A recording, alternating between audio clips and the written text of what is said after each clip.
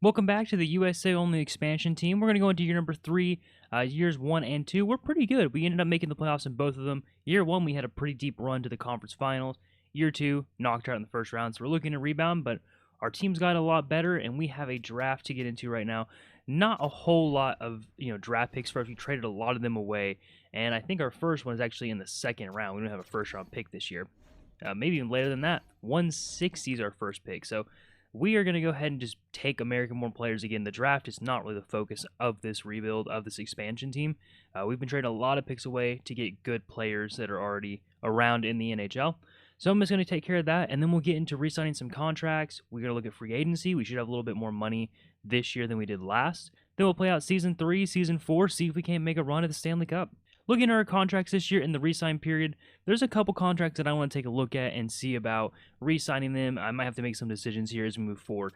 Something big to keep in mind, Gauthier, Pinto, and Robertson, our entire second line right now, is due for a contract next year. Now, they all are RFAs, so we have a little bit of leverage. That doesn't mean we can go spending a lot of money right now, though. $7.9 million right now. That's almost $8 million to spend in free agencies. A little bit of change. There might be players there that we can replace these guys with. Probably not for cheaper, but possibly better fits for our team. Maybe a little bit better overall. Blake Coleman, at 34 years old, is an 83. He was making about $4.5 million last year. He only wants 1.6 this year. Could potentially get him even lower than that. Maybe it's like a 1.5, and I would probably do that for an 83 overall. Kunin and Hathaway, we have to decide between one of these guys, and it's probably going to be whoever's cheaper. So Kunin is 28 and 81 overall. I'd prefer him. He's $1.725 million on his contract ask. Hathaway is a 1.4 for 2 years, though. That might be, let's see if we go 1 year. It might just have to be Kunin. I know he's a little bit more expensive, but only a couple $100,000. He is cheaper, and I think he fits a little bit better on this team. At 6 foot, two-way forward, he can play at the bottom of our lineup. I know Hathaway is a grinder, so it really doesn't matter between these guys, but I might just prioritize the youth over Hathaway's experience at 34 years old. Other than him, Turcotte at 25 really shouldn't be that expensive either. At 1.4, he's an RFA. I might just qualify him. He's a 75. He's not really developing that much for us, although there is still a little bit of time for him to develop. He has a couple more years that he can develop, and then we have a couple AHL guys that we'll bring back as well. So those are the big ones. Again, having to make some decisions here. I think we can actually look at goalies as well. Spencer Knight at $5 million. He's up to an 89 overall, so another guy we'll have to bring in a contract next year. So we're going to be a little tight to the cap after that. We might have to make some decisions. And then Primo is just 26 years old, 79 overall. I'd bring him back if he wants a two-way deal. Yeah, I mean, it's a two-way, 800,000. I'm not too worried about that. I'll send that over. So he'll be our AHL call-up goalie if we need him. Stolar's at $4 million. He's probably a cap casualty at some point. If not this year, probably next year on the last year of his deal. At 32 years old, I mean, he's a fine backup at 84. But with Knight coming up, we could probably find somebody cheaper, and we might need the cash. So we'll go now and sign some of these contracts. Like I said, the first one here is going to be Blake Coleman.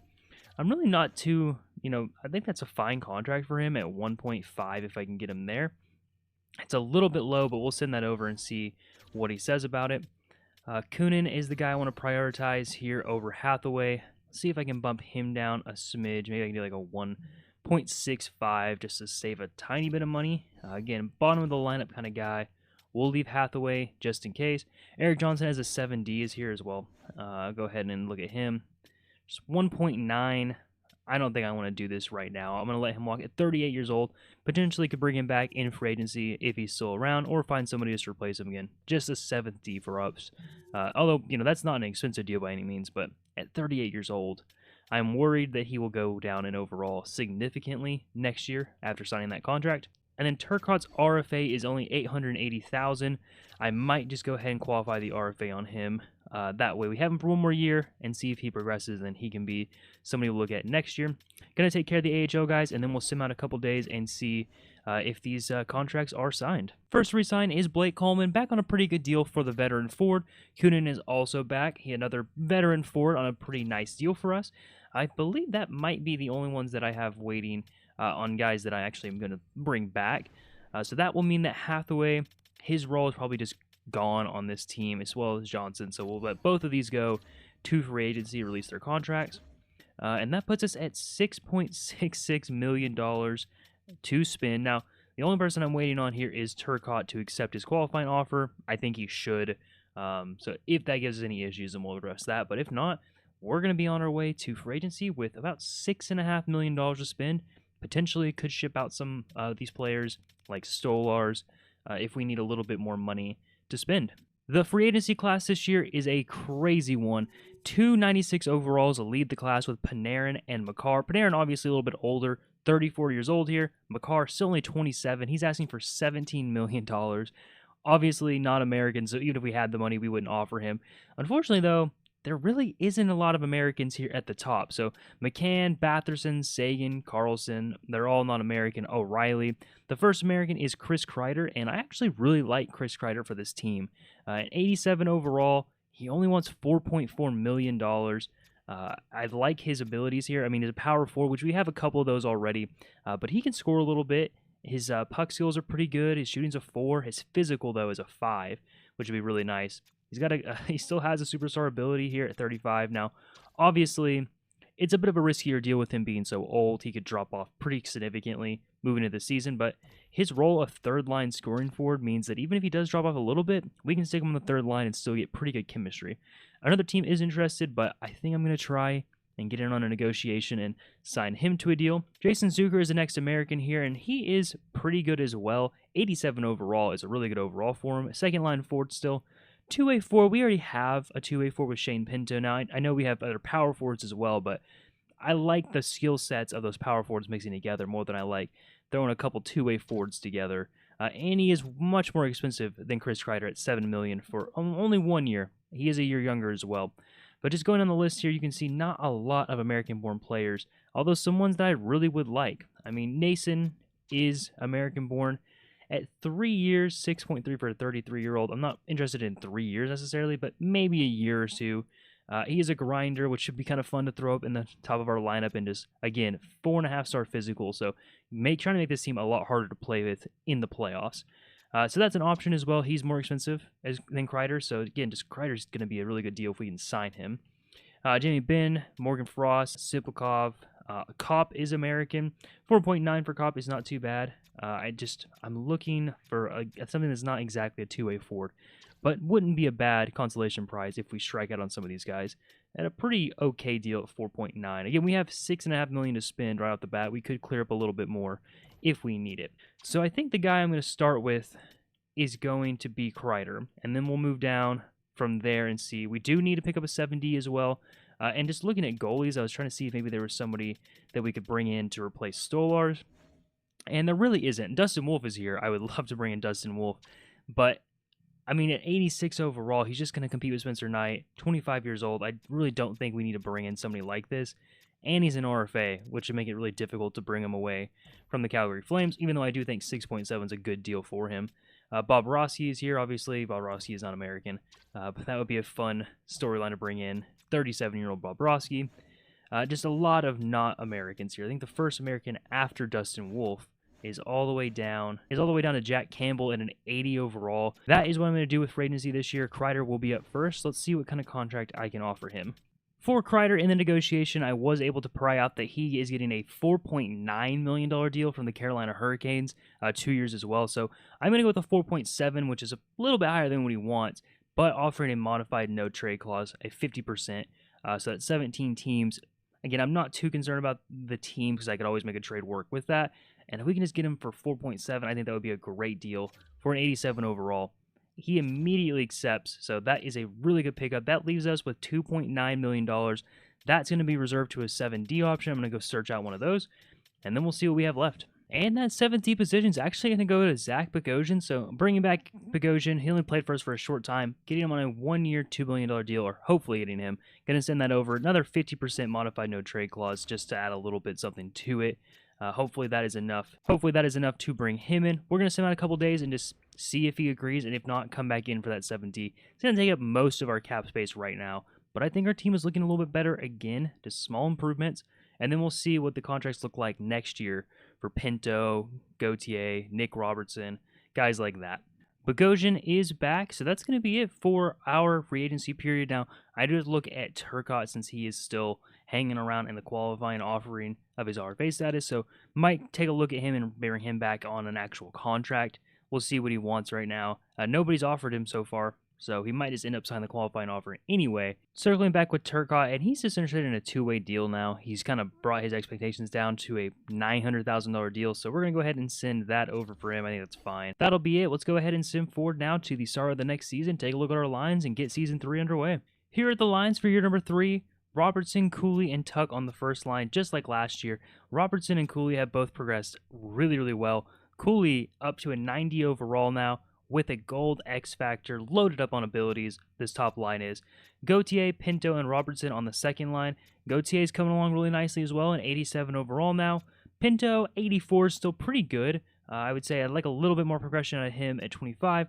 And then Robertson at 83 is better than we expected probably out of him. So coming along okay there. I think this second line just needs to be a little bit better if we're going to be cup contenders, whether that's an upgrade at center or at right wing.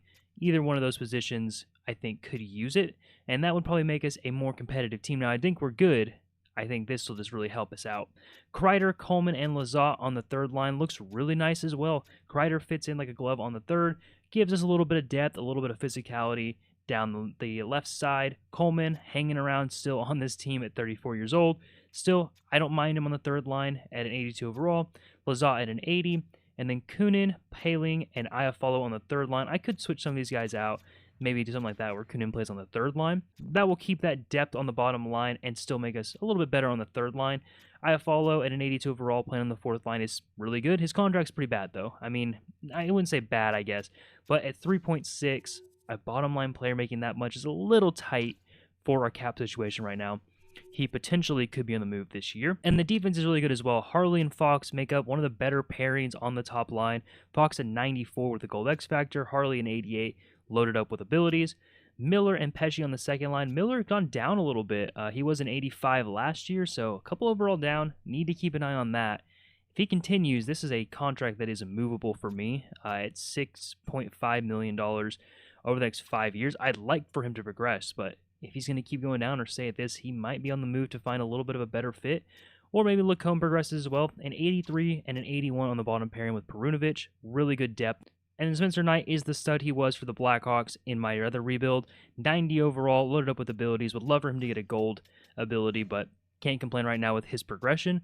That means that we're going to have to sign some contracts. And I actually want to get into that now before the season starts. So we can go down to the contracts, and we'll just take a look at what everybody wants and see what we have available for next year as well.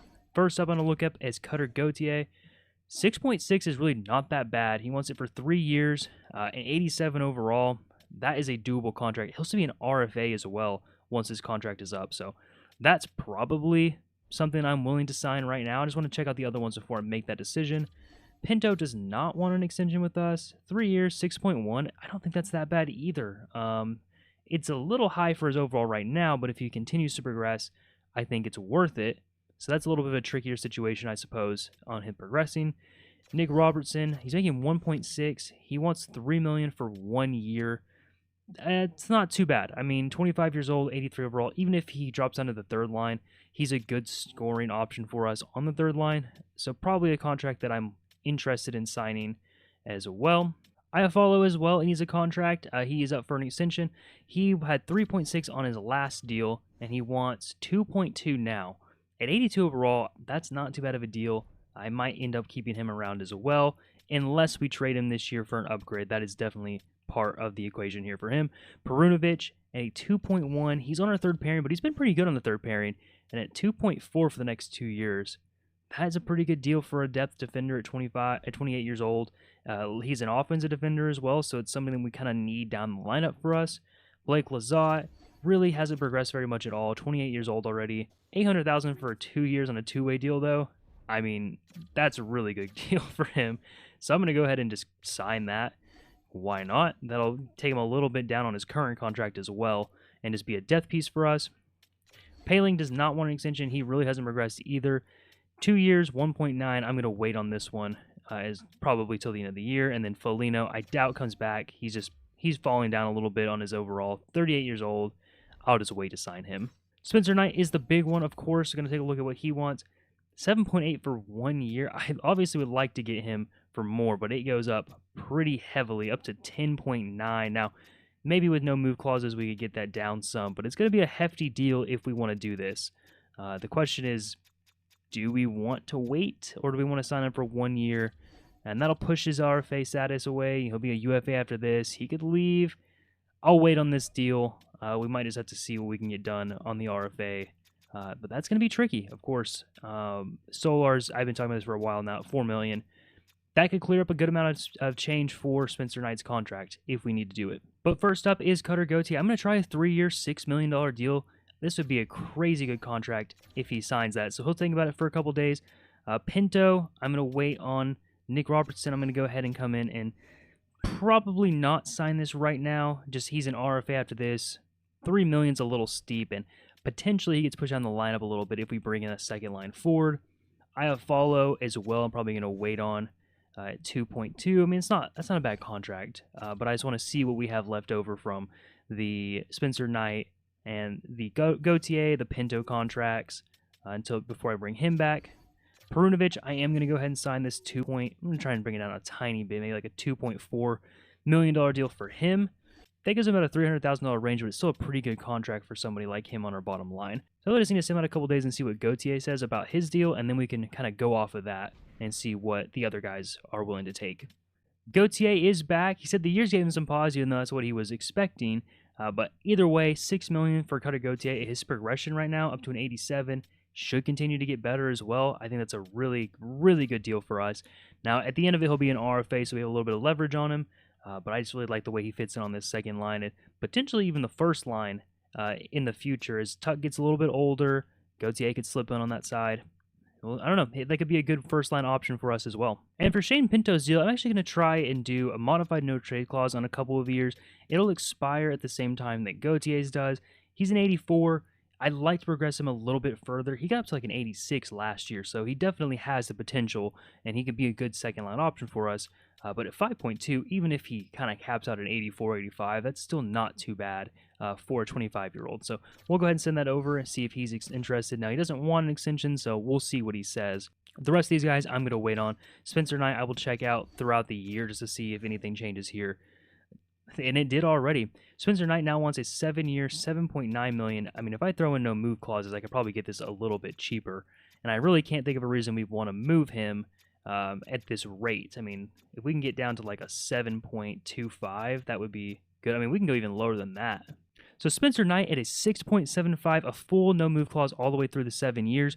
I can't see a reason we'd want to move him at 25. He's going to be 32 when this is up, and he should still be really good. And that cap hit is so low for a 90 overall goalie. So we're going to send this over right now, and he's going to look at it. Hopefully he comes back on that deal. That would be really great for us. And Spencer Knight is back under $7 million for him for 7 years. Pinto said no to his deal, so we might be able to work on him a little bit more now that I know we have some money with Spencer Knight taking such a good deal for us. So his expected contract's done to 1 year, a 3.8. I don't want to do that right now, him being an RFA. We'll wait a little bit longer on him and see if that changes throughout the year. Nick Robertson's still at a 1 year, $3 million deal, so again, waiting on him. And that's it for right now. I'm going to go ahead and send forward to the trade deadline. We'll see what the record looks like, but I expect this team to be firmly in the hunt for the top of the division. It's a really good team, and it's just getting better. So hopefully we can compete this year. I think this could be a great year for us to make some trade deadline moves and improve our second line, and potentially that second defensive line as well if Keandre Miller isn't getting better.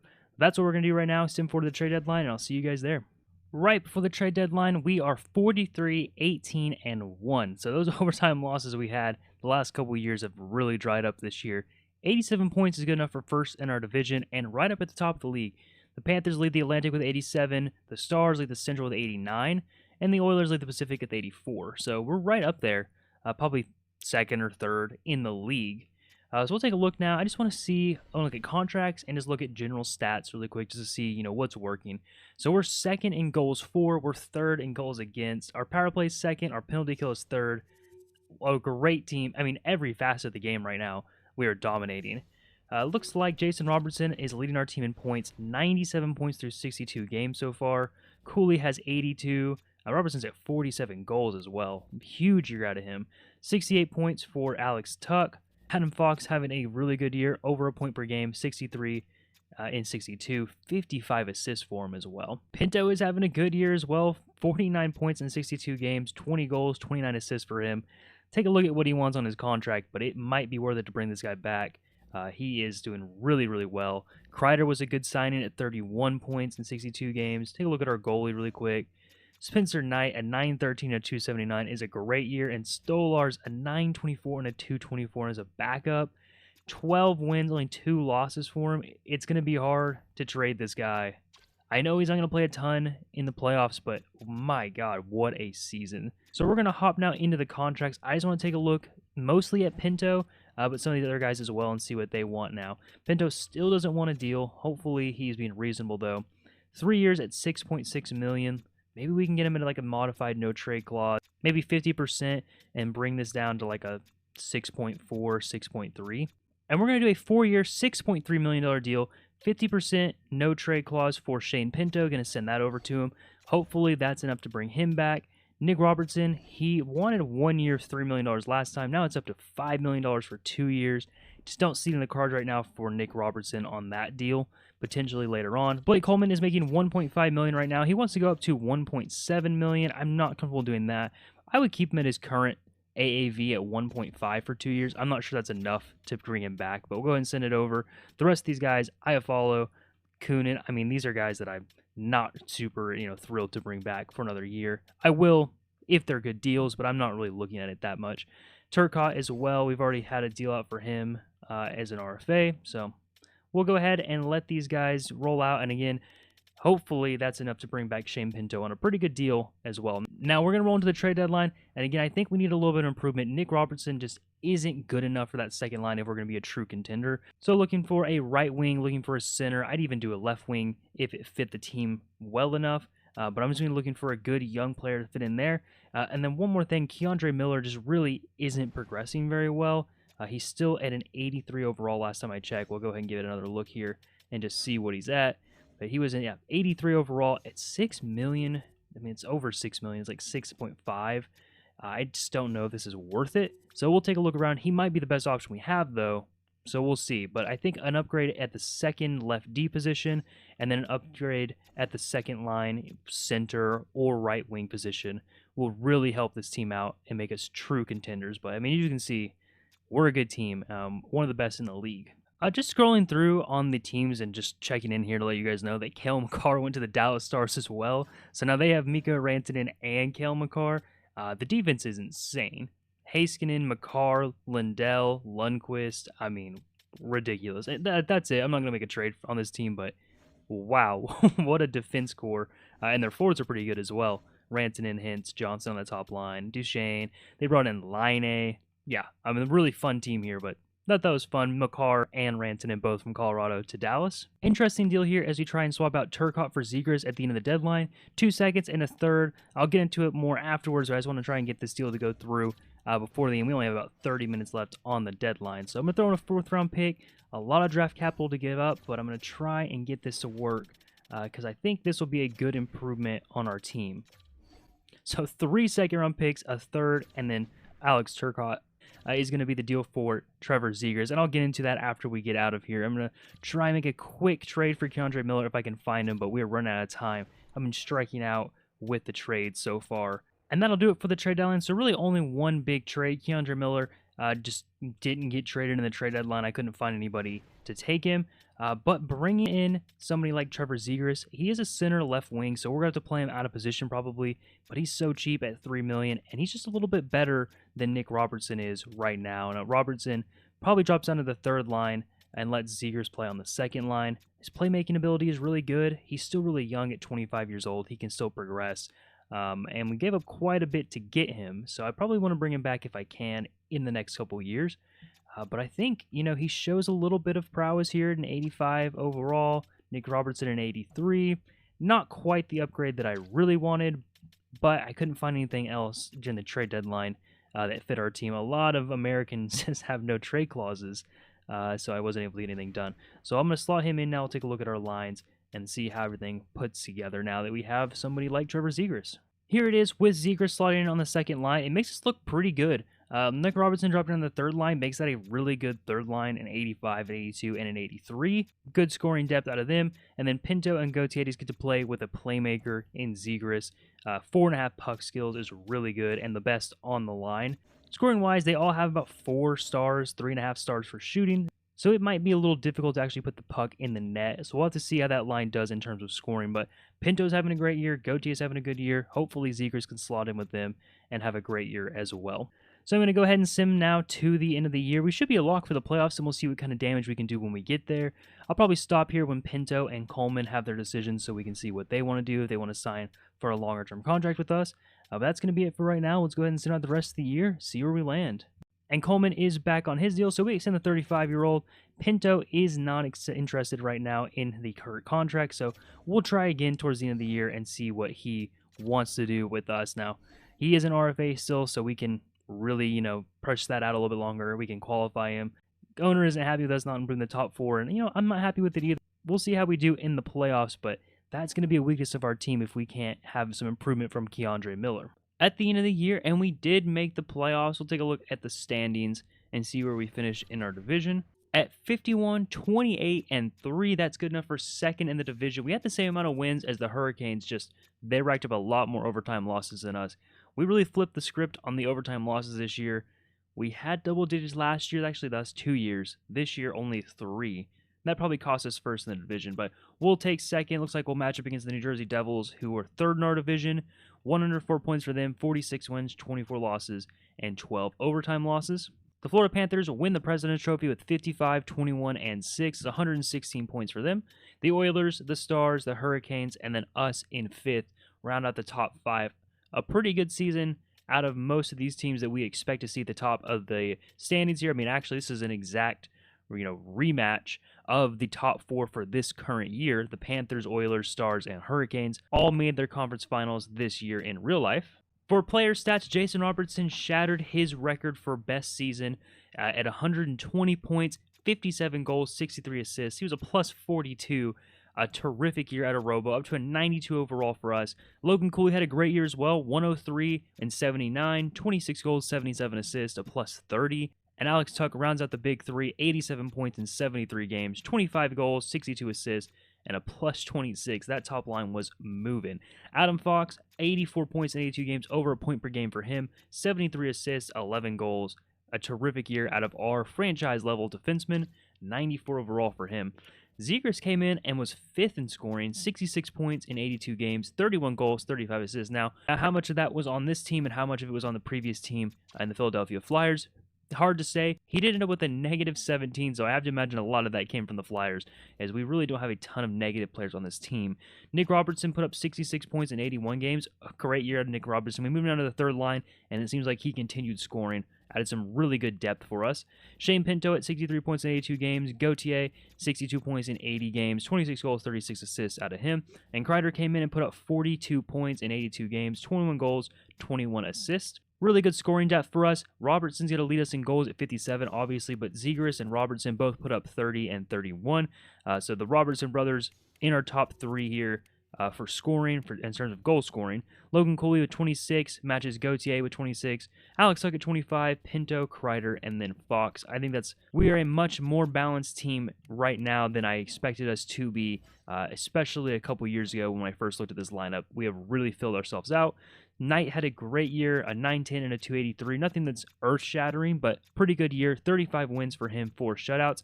Stolarz, a 908 and a 279. Another great year as a backup at 16 wins. Only put up 2 shutouts, but, I mean, that's good enough for a great backup season out of him. And looking at the entire league, McDavid and Draisaitl stole the show this year in Edmonton. 132 points for McDavid, 60 goals, 72 assists. And Draisaitl was right behind him, 123 points, also 60 goals, 63 assists. They were doing some work up in Edmonton. Robertson's going to finish 3rd. Barkov, 120, right below him in 4th. 46 goals, 74 assists, and Sam Reinhart's going to round out the top 5 with 115, 36 goals, and 79 assists. We had a 3-way tie for first in the league in goal scoring. McDavid, Draisaitl, and Rantanen Robertson's going to finish right below them with 57, and then Nate McKinnon is going to round out the top 5 with 55. Adam Fox did finish second in the league in defenseman scoring. Cale Makar obviously is first, with the Dallas Stars now 98 points in 67 games. So, I mean, what would his numbers have looked like if he played a full 82? We'll never know, but I would imagine they'd be very good.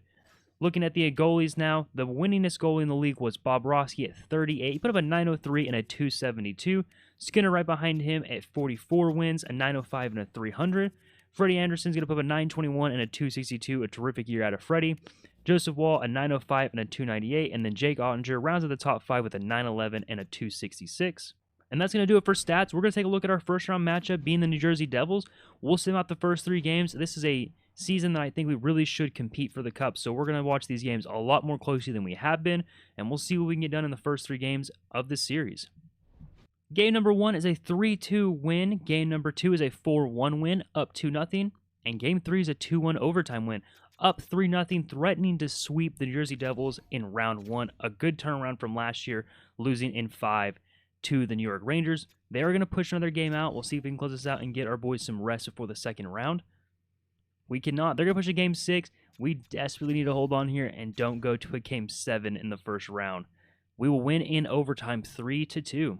Our second round matchup will be against the Carolina Hurricanes. They were first in our division, so not surprising to see them here in the second round. We're going to sim out the first 3 games here and see what we can get done. A 4-2 win in game number 1, a 5-3 loss in game 3, and a 4-0 shutout win in game 3. Might have said 5-3 loss in game 3. That was 5-3 loss in game 2. A 4-0 win in game number 3. So we are up 2-1. Going to go through game number 4 now, looking to take a controlling lead of the series. They'll tie it up. A huge game 5 here. We desperately need to win this one to stay on top. And it's going to be 8-5 loss. We're going to jump into game 6 and watch it in a sim. See if we can't push this to a game 7 in the second round. Underway in the sim now for the game 5, and it's going to be an early goal by Jason Robertson to put us up by 1. It looks like the left circle. That's going to put us up by 1, and we're actually doubling up shots as well. 8-4 right now as we approach the 10-minute mark in the first period. Carolina will have a power play, and they will not score on it. A good penalty kill from us in the first period as we approach the end here. We're under 3 minutes now as we have a 1-0 lead going into the second. Underway in the second, still holding on to that 1-0 lead, looking to get a little more insurance here as we try and force a game 7. We are doubling up shots right now, 9-18. But the Hurricanes will have a 5-on-3 power play. We're going to kill off the first half of it and the second half. A huge penalty kill out of our defense to keep this game a 0-1 lead for us. And now we're going to have a power play of our own, and Jason Robertson's going to score on that. It's 2 goals for Robo, 3 goals for Robo, as we look to take a dominant lead here, up 3 goals as Carolina has a power play, and they will get one back. It's Eric Robinson. Looks like dead slot for him, so it's going to be 1-3, only up by 2 goals. Still a pretty comfortable lead as we go to the second end of the second period. I say that as Taylor Hall is going to get one back for them as well. So that is a 1-goal lead now as we go into the third period. Into the third after an eventful second period, still hold on to that 1-goal lead. The Carolina Hurricanes actually taking a shot advantage, 27-25, but Cutter Gauthier is going to get us a goal, and a big insurance goal here early in the third. And Logan Cooley right after him is going to put us back up by 3. The big guys are performing right now. That's Cooley with 1, Robertson with 3, and Gauthier on the second line with 1 of his own. A power play for Carolina. They already have 1 power play goal, but we had a pretty good kill this game, and we will kill off another one. Under 1 minute now, and we are going to push a game 7, a 5-2 win here in game number 6. We're going to jump straight into that one and get game 7 right underway. Underway in Game 7, looking to take this series home and advance to the conference finals. We have a 1-1 shot tie here as Shane Gostisbehere for the Carolina Hurricane is going to get one against his former team, albeit for a short time, but still against his former team. He's going to put the Carolina Hurricanes up by 1 in the first. They're going to have a power play as well, a 5-on-3 again for the Hurricanes. Kill off the first half of it, and we'll kill off the second part as well. So another huge 5-on-3 kill for us to keep this a 1-goal deficit. Nearing the end of the first period, and Carolina's still holding to that 1-goal lead. We'll go into the second period now, looking to get one back and tie this game up. With 14 minutes left to go, Logan Stankoven, a former Dallas Star, is going to get one. That is 2 goals for Carolina, and we are being shut out on the scoreboard right now as we are under 10 minutes left to go in the second period. But Blake Coleman will break that shutout, get a goal back for us, and now we're only down by 1 again. Under 5 minutes in the second period as we get closer to the third here. Somewhere in the third period, if we're still down a goal or maybe multiple goals, I will go ahead and jump in and try and get this game back for us using the gameplay option. We're going to go into the second period, going to keep an eye on it. If we get to about 10 minutes, another 5-on-3 power play. We're in a 4-on-3 now, and it's going to jump all the way back to us on a 5-on-4 power play. I'm not sure what happened there, but a lot of penalties has got taken. All of it gets cleared off, no goals as we approach the 10-minute mark. Like I said, we're probably going to jump in here at about the 10-minute mark and try and get a goal back for us. Unless we can score on this power play, which would be huge. We cannot. So at the 7-minute mark, about 7:29, we're going to go ahead and jump into this game. And down a goal, need to get one back to extend our playoff. It will be Shane Pinto taking the draw, and he will lose it straight back to Van Riemsdyk. Bad pass and a breakaway by Jarvis. He holds up, looking to take a shot, and Spencer Knight with the huge save to keep us down by 1. Gauthier is going to pressure Stankoven, and he goes all the way down the ice. That is a big save by Spencer Knight at this point in the game. That was a dangerous breakaway for Jarvis. One of their better players as well. Stagover carries it over the blue line, cuts to the inside, tries to make a pass across, picked up by Shane Pinto, and now Gauthier has a little bit of a rush. Gauthier with Pinto to his left, looking for Pinto, tries to go all the way across, and he can't find him. Picked up by Lacombe at the top. It's going to be a shot by Perunovic, tipped and off the post, picked up by Gauthier, cuts it inside, takes a shot, and it squeaks through! Freddie Anderson lets one through the pad side, and that'll be a game-tying goal for Cutter Gauthier. A huge goal at this point in the game as we tie it up with right over 5 minutes left to go in the game. A brand new ball game, and we're going to push for the lead in regulation. Adam Fox is going to skate the puck up, take a hit at the blue line, but get it over to Alex Tuch, looking to Ross for Harley. Harley takes a shot, looking for a tip, can't find it. It's going to go to the corner where it's going to be picked up by Cooley. Cooley now over to Fox. Fox walks it in, takes a shot, off the blocker of Freddie Anderson, picked up by Slavin, up to Ehlers, the new Carolina addition. He takes a huge hit. Harley's going to take a big run now at Ehlers, and Cooley's going to pick it up with a lot of speed on the left-hand side. Cooley dumps it back to Harley. Harley looking for Tuch. Tuch has a net, and he scores in the top corner. That is Alex Tuch, and he's going to put us up by 1 late in the third period. Robertson, Cooley, Tuch having a great postseason, just like they had a good regular season as well. So now we are going to be protecting a 1-goal lead here with 4 minutes left to go in the third period, a completely different game from when we jumped in the first time. Keandre Miller skates away from his former club. He's going to pass it all the way up to Zegras, but we can't get through the defense. We need to be careful with our outlet passes. We need to make sure we get the puck in deep as Stankoven takes a shot off the blocker. Now out in front, big stick by Spencer Knight. We're going to keep it moving. Pass up to Gauthier. He skates it across the blue line. He has a little bit of speed, jumps around Slavin. Gauthier cuts it on the inside, and he's going to score another one. That puts us up by 2, a huge insurance goal. Gauthier comes on the right-hand side with a ton of speed. You can see him jump past Slavin. He has an option to his left as well, but he just takes it himself. A great move to the inside. Dances around the defender. And what a shot. Looks like over the pad, under the blocker, perfectly placed. Anderson can't do anything about that one. And all of a sudden, the Carolina Hurricanes are on their back foot. As you know, look at the points leaders there. Robertson, Cooley, and Tuch at the very top. 3:45 left, so there's definitely still time for Carolina to push this game and try and get a couple of these goals back. So we need to be careful, but we have a good defense as we get pinched off around behind the net. Robertson will pick it up, play it back around over to Pesci. He will collect the puck and skate it up to Alex Tuch. Tuch across the blue line on the right-hand side, holds on to the puck. He's just going to dump it behind the net, looking for Cooley. It's picked up by Aho, who has had a great postseason as well. He's leading the Hurricanes in points. Poked it away from Aho. Cooley and Aho fight for it. Now he gets poked out and almost a rush there for the Americans as Harley will skate this one to the blue line. A little bit of speed, takes it across, a lot of speed, cuts it to the inside, and another goal. That'll put us up by 3, and that is pretty much the ball game. Just another rush to the outside on the defenseman they can't handle. At the blue line, Harley just turns on the jet, a tired defense, another jump to the inside. The defenseman kind of screens Freddie Anderson a little bit, and Harley just lets an absolute ripper go. Same situation, looks like over the pad, under the blocker. Leaving Anderson out to dry right now is the defense. Gauthier is going to skate it in on the left-hand side, try and hold up. try and look for options now. He's going to pass it down to Adam Fox. Gets it poked away for a second. Now back to the middle. Zegras gets a shot away. There's a quick snapshot from Trevor Zegras as Gauthier walks in looking for the hat trick, and it gets blocked out in front. And we will advance to the conference finals. A big 5-2 win, a comeback win in the third period. We just put on an absolute shooting clinic that the Hurricanes couldn't hang with. So a 5-2 win will advance us to the conference finals for the second time in our existence. We got there in our first year as well, but we're a much, much better team now. That was a huge comeback win for us in the third period. Down a goals, we went in there and we put up 4 goals to put up a 5-2 victory when things were all said and done. We're going to sim out now and see who we play in the conference finals. It looks like it's going to be the Toronto Maple Leafs. Like always, we're going to sim out the first 3 games of this series and see where we stand after that. Hopefully, we can take a good lead in the series. A 3-0 win in Game 1, a 1-0 win in Game 2, and an overtime win will put us up 3-0, 2 shutouts from Spencer Knight to start the conference finals, playing out of his mind right now. Are we going to close this out in a sweep of the Maple Leafs? A 4-0 win in Game 4 will put a sweep together in the conference finals as we get to the Stanley Cup final.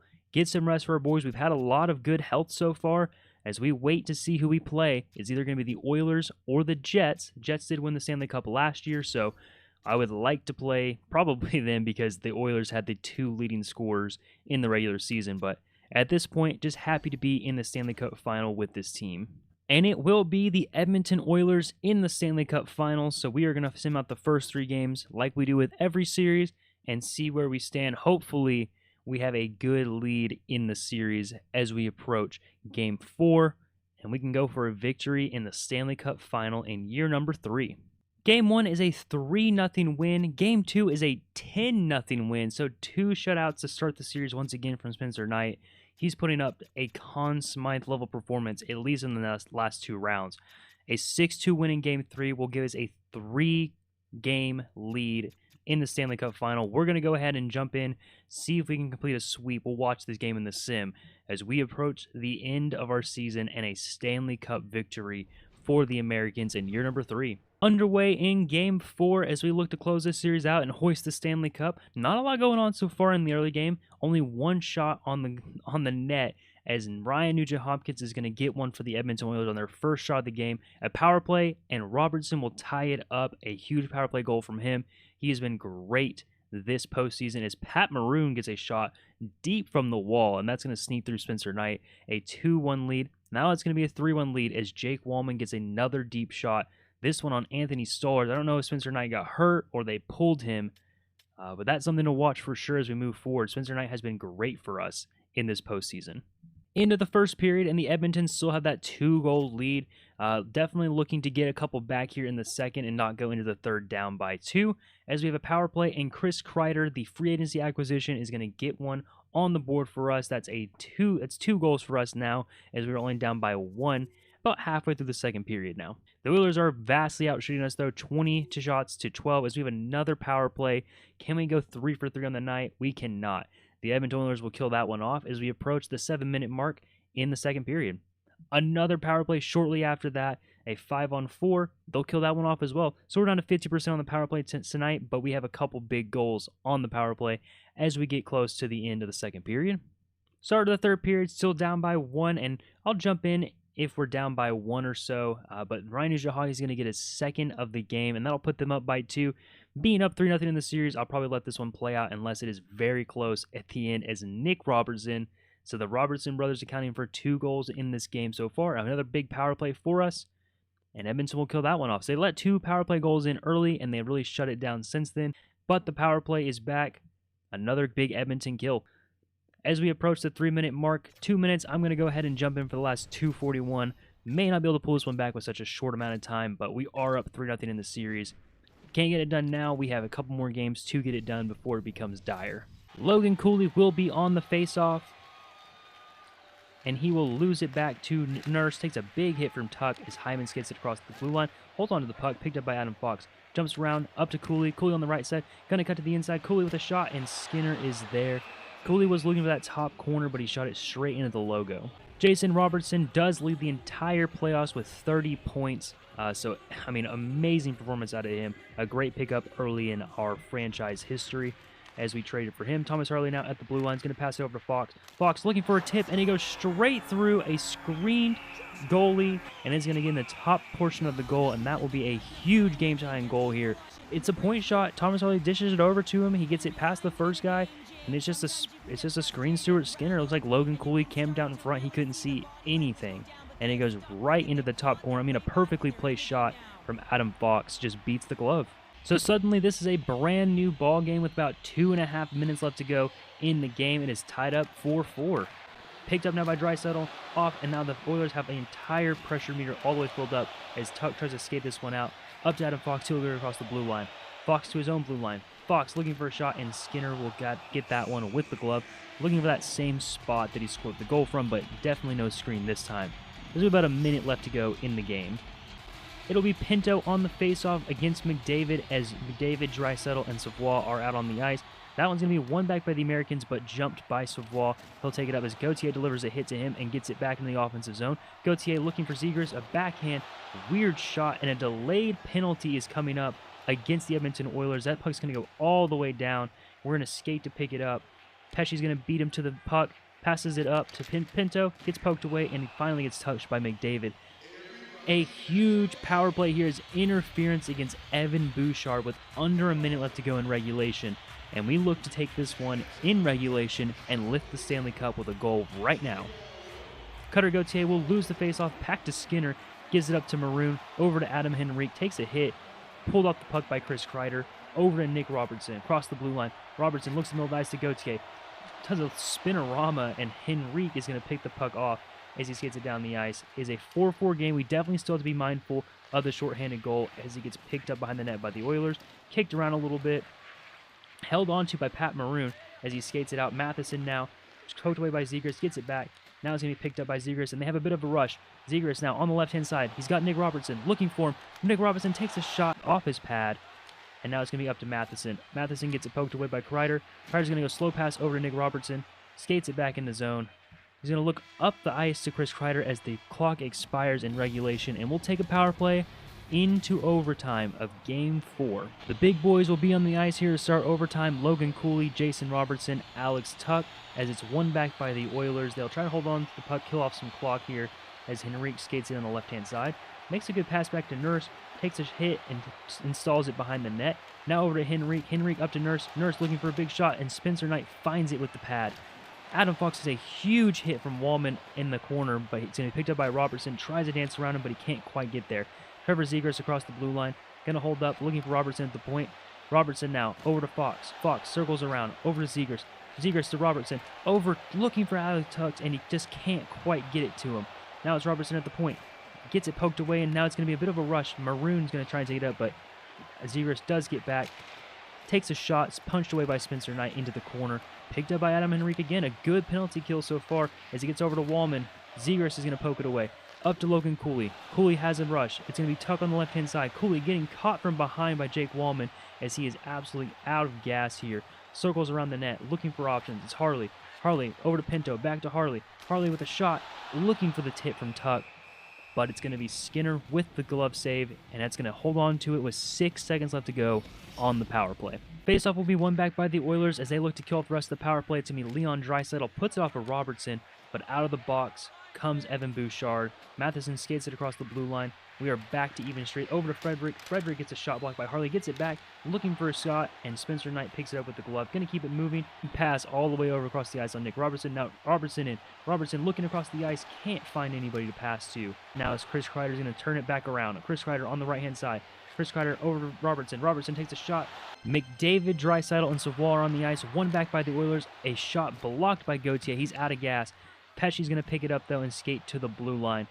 Pesce holding up, looking for Miller. Miller with a shot. A one-timer misses the net off the back glass. Cutter Gauthier, out of gas, is going to pick it up and just look to install it deep. Can't quite get it through, but now it's Alex Tuch, and he will install it deep as Gauthier still can't get off the ice. Now he's going to go for a change. Up to Savoie. Savoie working on Miller across the ice to Draisaitl, just onside. Pesce up to Robertson, skates out of the zone. Robertson makes a move. Gonna get past one guy. Tries to cut. Backhand from Robertson, and he scores! Jason Robertson is gonna put this overtime goal in, and the Americans have won the Stanley Cup. It's only fitting that the best player on our team and the best performer in the entire playoffs puts the game-winning goal in overtime on the backhand as we get through the handshake line looking to lift the Stanley Cup for the first time in franchise history. Conn Smythe is Jason Robertson, 15 goals, 16 assists, 31 points, also put up 43 hits. He was everywhere on the ice. Here's the Stanley Cup going to be hoisted by the captain Adam Fox, the first time in his career as well. Here's the Stanley Cup hoisted by Adam Fox, the captain, the first time in his career, the first time in our franchise history, as he's going to pass it along now to the leader of our playoffs, Jason Robertson, the Conn Smythe winner, putting together an absolute performance here to bring home the hardware of Conn Smythe and hoist the Stanley Cup. Jason Robertson is going to pass it to our backbone in the playoffs. Spencer Knight put together 2 shutout performances early on in this series, and he's going to hand it one last time to a guy that has stuck around this entire time, been one of our oldest veterans, somebody who's led this team in presence, and that's the assistant captain, Blake Coleman. I didn't think he'd stick around this long, but boy, am I glad he did. He has been a contributor every single season for us, playing on the top line, the second line, the third line, and now hoisting the Stanley Cup for us. Taking a look at the playoff stats for our Stanley Cup winning team, Jason Robertson, the Conn Smythe winner, obviously led our team in points, 31 points, 15 goals, 16 assists in 21 games played, a plus 15 on that first line. What a performance out of Jason Robertson. Easily the best forward on our team at a 92 overall. Alex Tuch put up a 26-point performance in 21 games, 7 goals, 19 assists for him, and Cooley as well, 25 points in 21 games, over a point per game for that entire first line. They were absolutely rolling the entire playoffs. Cooley's still only 23 years old at this point in the franchise. Robertson's only 27. Adam Fox, he put up 20 points in 21 games, 5 goals, and 15 assists. Cutter Gauthier, 16 points in 21 games, 5 goals, and 11 assists. Cooley with 9, Zegras also with 9, were tied for second. Tuch and then Nick Robertson with 6. So really good performance out of both the Robertson brothers here as they accounted for 21 of our goals in the postseason. Spencer Knight was a Stanley Cup winning goalie, and he deserved it. A 940 and a 208 for the Stanley Cup. Solars was in for one game, put up a 928 and a 241. Didn't record a win or a loss, though. So I wonder if he just stepped in for Spencer Knight. Maybe he was shaken up at the end of the period. I'm not really sure what happened there. But we definitely saw a goal against him as he made 26 saves, let in 2 goals at some point. So very interesting performance out of Anthony Stolarz this postseason. But not to take away from Spencer Knight, 16 wins, 6 shutouts in the playoffs is ridiculous. So Spencer Knight was far and away probably the best goalie in the entire league. If you look at that now, he was a Stanley Cup winning goalie. Stuart Skinner was a runner-up at 12 wins, a 906 and a 311. Hellebuck put up a 906 as well, but a 333. Joseph Wall put up at 892 and a 363. And Andre rounds at the top 5 with a 911 and a 249. In terms of starting goalies, Spencer Knight was far and away the best starting goalie. There's a couple guys here that put up, really high save percentage, but they only played a couple games. And he was the only guy with double-digit shutouts, and he put up 6 of them in the playoffs. So Spencer Knight, have a performance. Looking at skaters, obviously Robertson led the league. Ryan Nugent-Hopkins put up a great performance as well. I mean, you saw it against us. He had a couple big goals there. Put up 27 points in 23 games. Alex Tuch with 26 and 21, Logan Cooley with 25 and 21, and Mark Scheifele was 5th with 25 and 20. Looks like McDavid and Draisaitl, I mean, they had good performances, over a point per game for each of them, but not what you would expect typically out of these guys. Although, that's still a really good postseason. We just had a couple guys above them that had ridiculous postseasons.